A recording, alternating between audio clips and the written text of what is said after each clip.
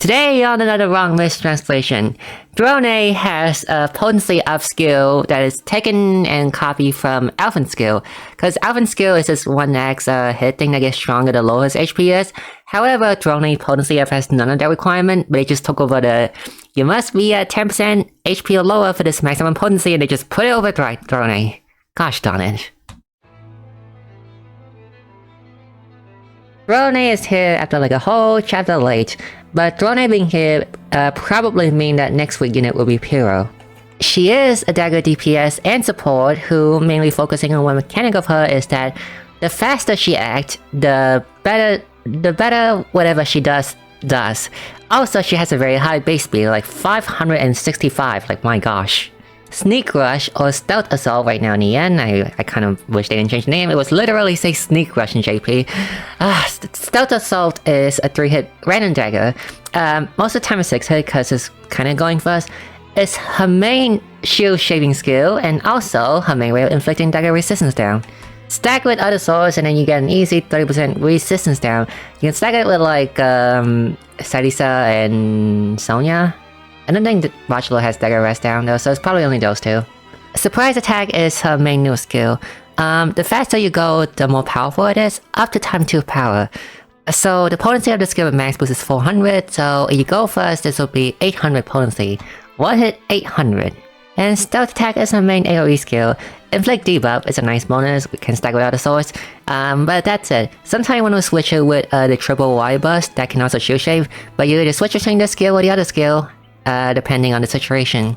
And Dark Curtain is her gimmick skill. You're never gonna use the skill normally in a battle. It's not a skill you would bring to every battle.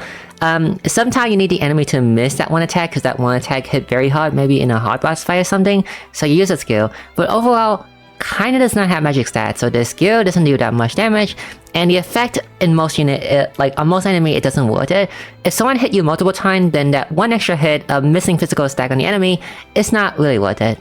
As for her passive, she has a passive 30% dagger damage up, and she also has a fatal stance where when you're broken, it is a broken enemy, you get guaranteed crit, and also 50,000 damage cap up, which is useful for like the one-hit skill, I guess?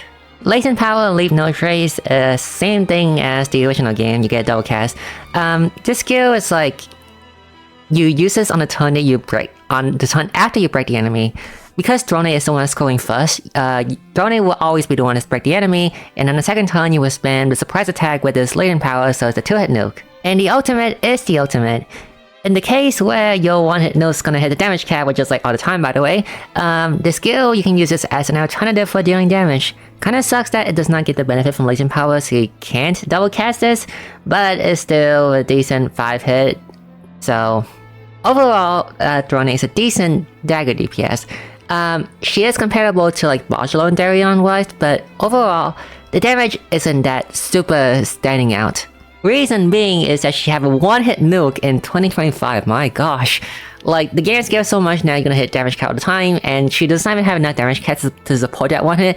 She only has one source of damage cap, besides her 6-star board, is her 50,000 damage from her passive. It's not enough, and you're gonna constantly hit the damage cap with the surprise attack. So she does not really have a main damaging skill. Her second best skill is probably like the 6-hit skill, but like the potency for that one is so slow, it's so low, it's not even worth it. And also, if you want maximum damage with that skill, Throné has to be the one that is going first. So Throné will always be the one to break the enemy, and Throné will only have one turn of dealing maximum damage to the enemy.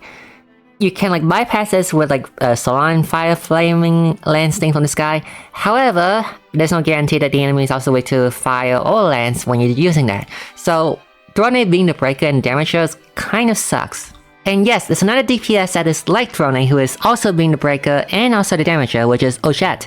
But the thing is, Ochette get a buff and that she get a potency buff in addition to double cast on her second turn where she deals damage to the enemy. So it make up for the turn that she lost. It's a 12-hit arrow, so she's gonna hit for a lot of damage.